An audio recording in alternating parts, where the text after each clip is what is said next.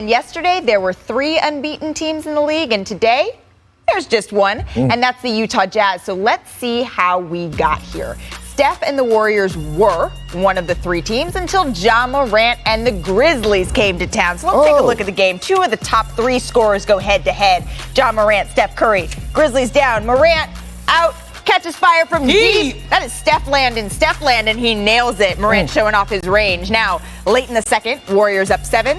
Curry gets the handoff off of 1 foot. Take a look at this again. What a shot from Curry. That's cheating. And look at his face. Look at his face. Even he can't believe it a little bit there. The Warriors lead 55-45 at halftime. So fourth quarter, the Grizzlies are only down 2. Shot clock winding down. Morant once again sets his feet. He says, if you can do it, Steph, I can do it too. Grizzlies take the lead. Take a picture with it. Game tied at 98, 2 seconds left. Draymond Green gives it to Steph Curry. Oh, he misses the game-winning shot. So that's the 3rd game in a row. Curry hasn't scored in the 4th or OT. So we head to OT. 1 minute left. Grizzlies lead by 1. Morant one-on-one with Wiggins. Morant uses this sweet spin move to get free for the layup. What a great move. Look at this again. Ooh. Morant had 30 points. So the Grizzlies, they lead by 3 here. Doing the cha-cha slide.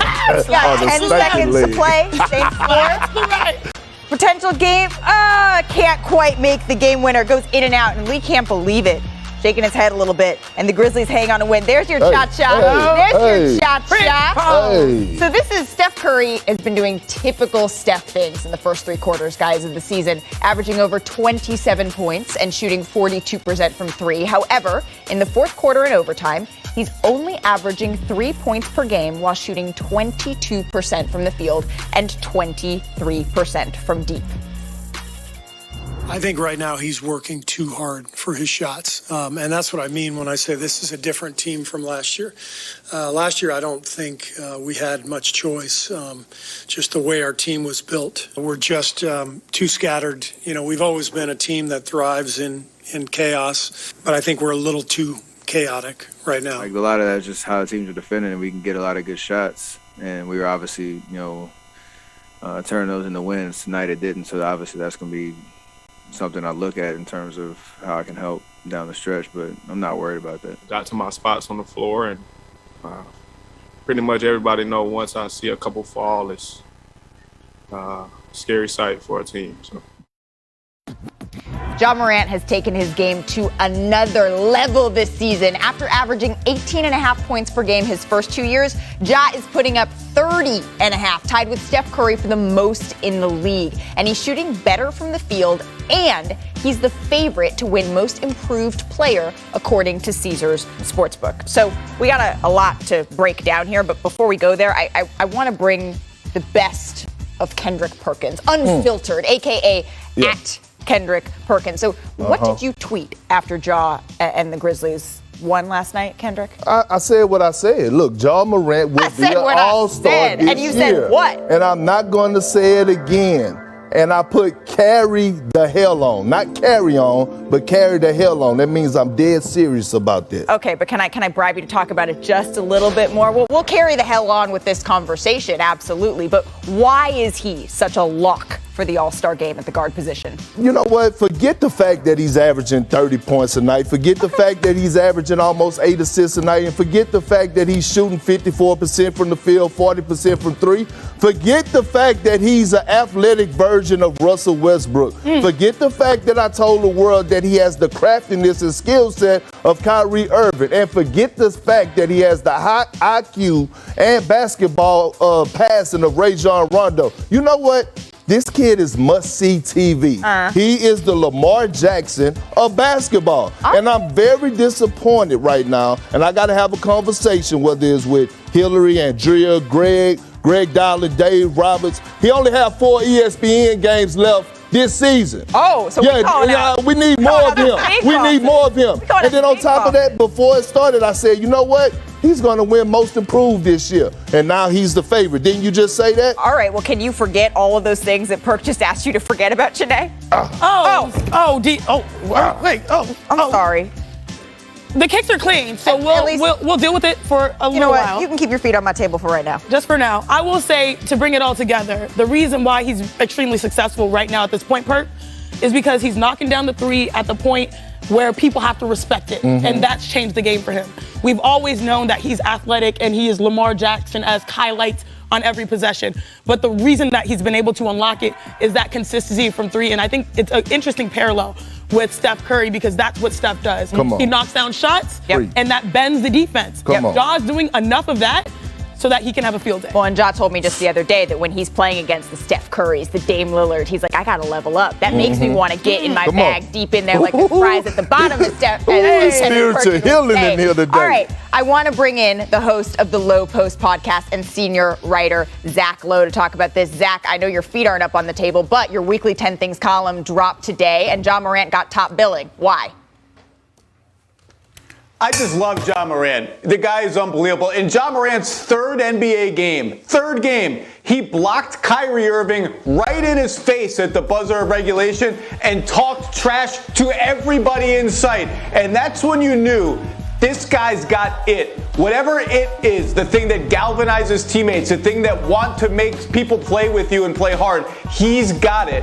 And that shows through in the way he plays. For a guy who's so fast, one of the fastest players in the NBA, one of the things that's notable to me about Ja is that he slows down. He gives his teammates on fast breaks time to catch up to him, hits a trailer for a three, a trailer with the driving lane. On the pick and roll, he's not just going straight up and down. He slows down, he looks around, he knows where all his teammates are. He'll even get off the ball. Dylan Brooks, I know you're hurt, but you want to cook? Cook. Desmond Bane, you want to cook? Jaren Jackson, you want to cook? I'll give you the ball. I'll cut. I'm so fast. I'll cut baseline. I'll dunk on somebody as a backdoor cutter. He's the kind of guy that you want to play with.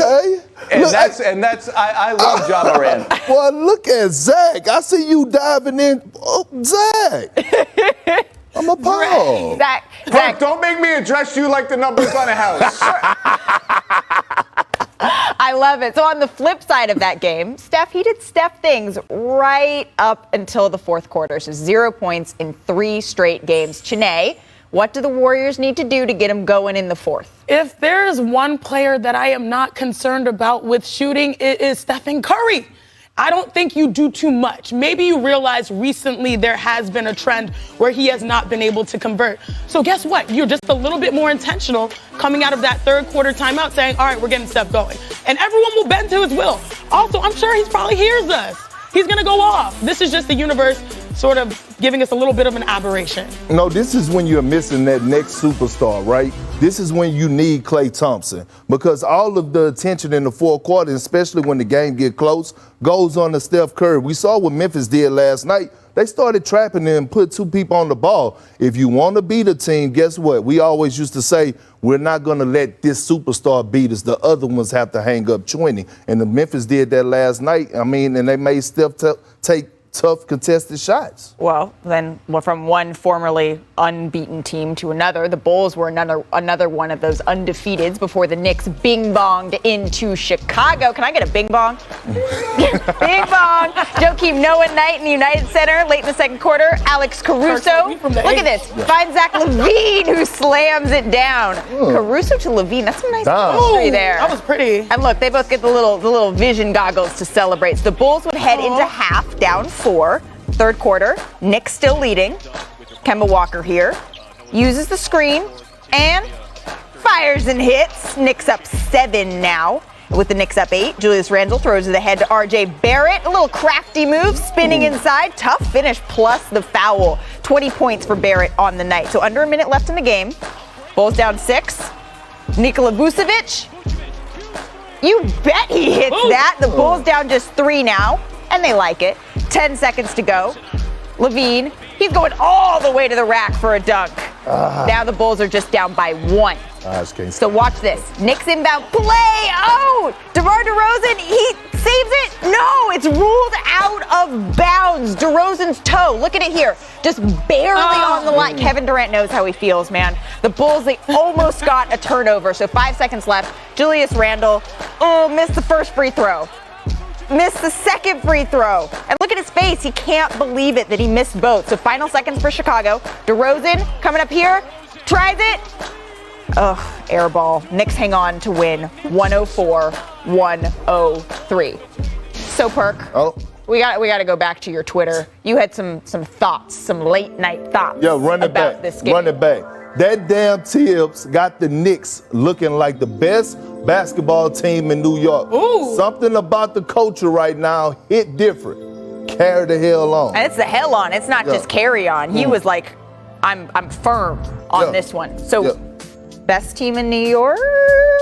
I will agree for you in the moment, right? Right now, if the Knicks and Nets are playing, I'm going with the Knicks. But let's be real here.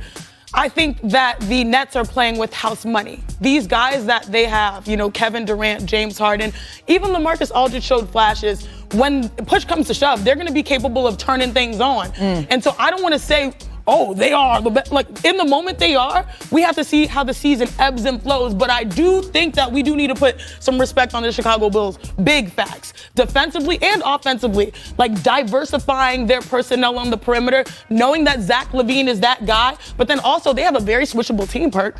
Like, everyone can guard everyone, and they're playing intense. That's why I love the little goggle signals. Like, that's a team that loves each other. You know what I'm saying?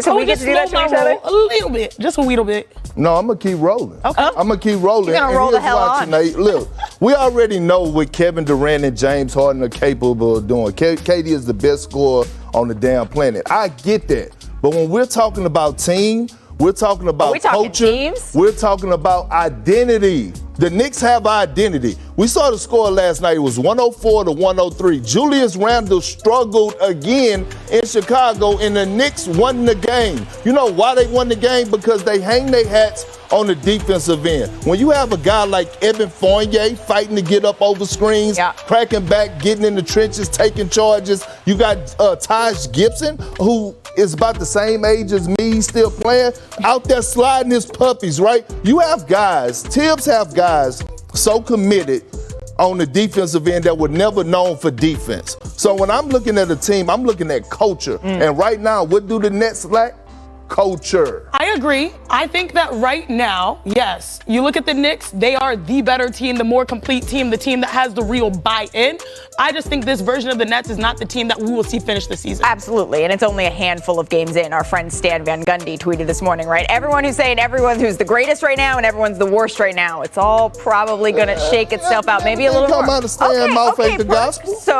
So let's play on your faith and gospel then. Janae said right now she would be taking the Knicks, but wants to see how the season plays out. So in a 7-game series, Perk, who are you taking? Battle in New York. If I'm going right now, I'm going with the New York Knicks. And there's no disrespect to Kevin Durant, but without Kyrie Irving, without the Nets lack toughness, right? They don't have that toughness in the interior. The Knicks have that. And then they have a guy by the name of Derrick Rose that could come in off the bench and show you flashes of his old MVP self. And then you add a Kemba Walker in there with Julius Randle giving you, the Knicks have the more complete team. Zach Lowe, are you hearing all of this? Are you hearing what these folks are saying? Yeah, what do you think? Of course I'm hearing it. The Knicks are awesome. They're 4-1. They're killing people. But look, this is very simple. If James Harden is James Harden, this is a non-discussion. With or without Kyrie Irving, the Nets are winning that series. Bing bong, it's over. If James Harden is the player he's been for the first 5 games of the season, which is a turnover machine, no free throws, flailing around just puking up garbage trying to get calls, missing shots, not getting to the rim, walking around on defense like a Halloween zombie, then it's going to be the Knicks in 7 games. It all comes down to Harden. The Nets were a big 3. Right now they're a big 1. The Knicks can beat a big 1. They can't beat Brooklyn's big 2. You see, this is why I have a problem with, right? Because when it comes down to talking about the Lakers and their struggles, early struggles, we're quick to write them off. But when it comes down to the Brooklyn Nets, all of a sudden they're going to figure it out when the Lakers have more championship experience, right? And I'm not trying to move the goalposts. I'm just talking about both favorites that's supposed to come out of the conference. We have a different type of energy when it comes to the Lakers than when it comes to the Nets. When it comes to the Nets, it's What did I say about the Lakers? I'm saying nothing about the Lakers. Relax, Zach. I'm just telling you. I'm talking to the world, not you specifically. You all right with me today? Listen. Today. What I'm saying is that the Nets are showing us who they are. And you have, in order to win the championship, you have to have defensive-minded people on your team. I'm not taking anything from Kevin Durant or James Harden, but their interior is weak in the inside. I can't wait to have this same conversation back in April. This is going to be so much fun. The Knicks are back in action tomorrow against New Orleans, against the Pelicans, while the Bulls host the Jazz. And Chicago will be without Patrick Williams, who is expected to miss the rest of the season with a left wrist dislocation, according to senior insider Adrian Wojnarowski. All right, coming up on NBA Today, it is the top of the top. We show you all the best